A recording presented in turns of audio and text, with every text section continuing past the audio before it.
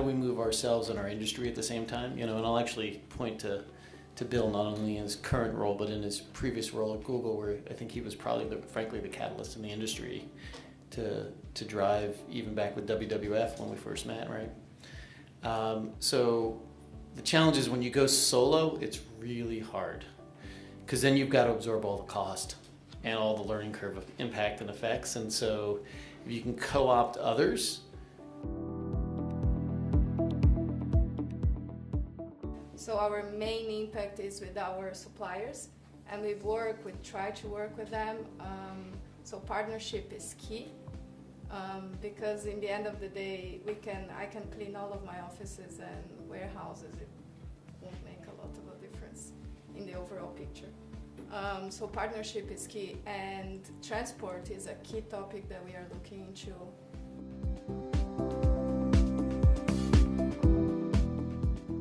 Yeah, I work for IKEA, and I think it's the most positive thing about this discussion is that we're talking about the value chain, because of course our third tier supplier is someone else's first tier.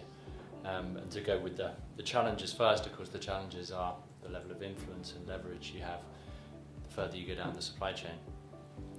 So I think thinking about the value chain overall, and for us, I mean, the biggest emissions are in the materials phase, around 30%, and then the customer side at the other end of the value chain.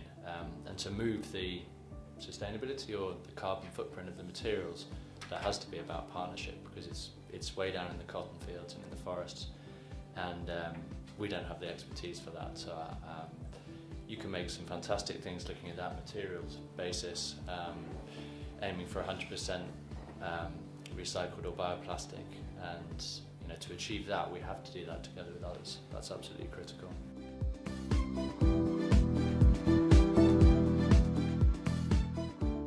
I'm not putting in doubt anymore that I would say 99.9% of all the companies today will have climate change somewhere on their radar. I mean, I have not found one where you don't find this famous report and you see something about it, okay?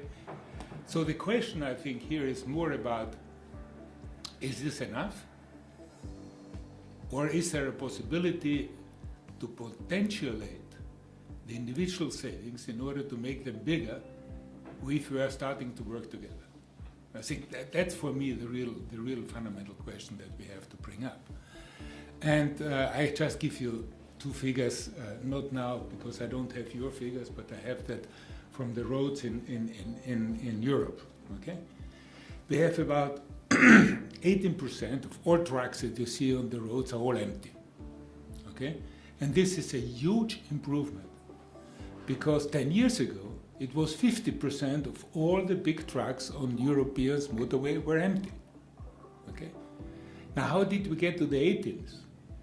Well, we had at this time the European Consumer Response Group that we had created as an industry-wide, so as a fast-moving consumer good industry, and we started to say, look, we have to change our competitive model.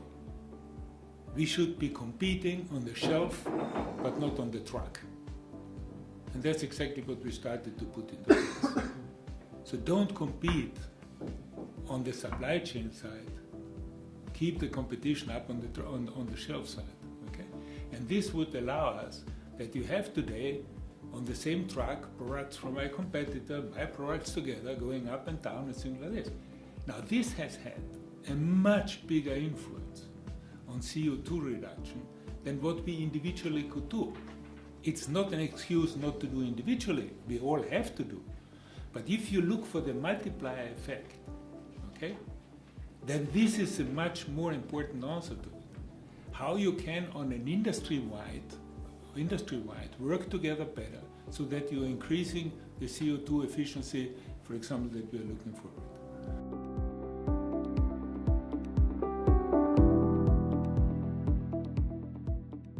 So I think this Car Impact Initiative is very important to our program overall. If we look at our operational carbon footprint, today about 1/3 of this is through logistics, and we foresee that by 2020 it will be half of our carbon footprint coming from logistics movements. So partnering with Maersk on reducing carbon emissions on the shipments they do for us is quite honestly brilliant, and it shows that partners in the value chain can work together to achieve common goals.